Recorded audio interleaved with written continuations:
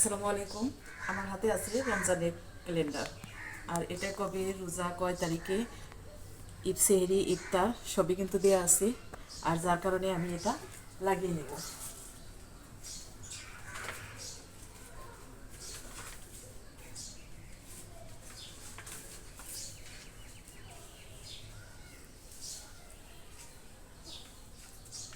এই তো লাগানো শেষ।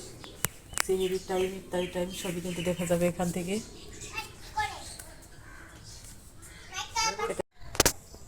এখানে আছে মিষ্টি লাউ গাছ, আর এই যে দেশি লাউ গাছ, এই যে জাংলায় উঠছে, আর এগুলো মাটিতে দিচ্ছি।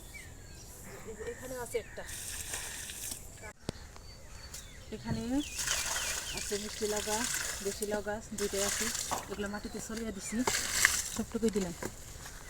আর এই যে দেখেন আমার এই পাশের এই যে জাংলাটা ভেঙে ফেলছি, আর এখান থেকে বাঁশ নিয়ে জাল ধরাই, রান্নার খড়ি নেই যার কারণে সিম গাছ কেটে তারপরে এই যে বাঁশ নিয়ে নিয়ে রান্না করি। সকালবেলা রুটি, আর সাথে আছে আলুর ভর্তা, শিমের ভর্তা। আর এখন বাজে 8টা, এর মধ্যে খাবার খেতে বসে পড়লাম বারান্দায় চেয়ারে। আর এখানে রোদ আসে সকালবেলা, যেহেতু একটু কুয়াশা কুয়াশা, হালকা ঠান্ডা ঠান্ডা লাগে, রোদের মধ্যে খাবার খেতে কিন্তু ভালো লাগে।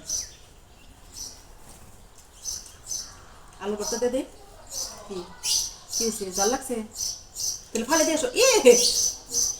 আম্মুর খাবারের উপরে ফালে দিচ্ছে।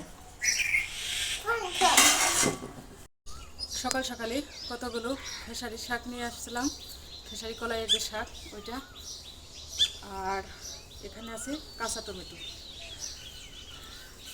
আর এগুলো ধুয়ে নিতে হবে, ঢেলে নিলাম।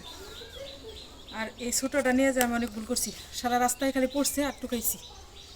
এই যে বড় একটা বেগুন আছে, এটা বাড়তি হয়েছে, এটাকে বিছুন রাখবো, পরে বিচি সংগ্রহ করে ওটা থেকে চারা হবো। এখন আমি এখান থেকে 2টা বেগুন ছিঁড়ে নিব ভাজি করার জন্য। গোল চাক ভাজিটা খেতে খুব ভালো লাগে, ছেলে মেয়ে তারপরে আপনাদের ভাইয়া সবাই আমরা খুব বেশি পছন্দ করি বেগুনের ভাজিটা। 3টাই হয়ে যাবে। আমার ছেলে ডেলি যখনই নুডলস রান্না করি তখনই ও নিজের হাত দিয়ে ঢেলে দেবে, তা না হলে রান্না করার পর কান্না করবে যে ও ছিল না। এই কারণে অনেক রাগ হয় ওর, নিজের কাজটা নিজে করতে বেশ ভালোবাসি। আর এই তো যার কারণে সে টেবিলের উপর দাঁড়াইয়া তারপরে নুডলসটা ঢেলে দিল।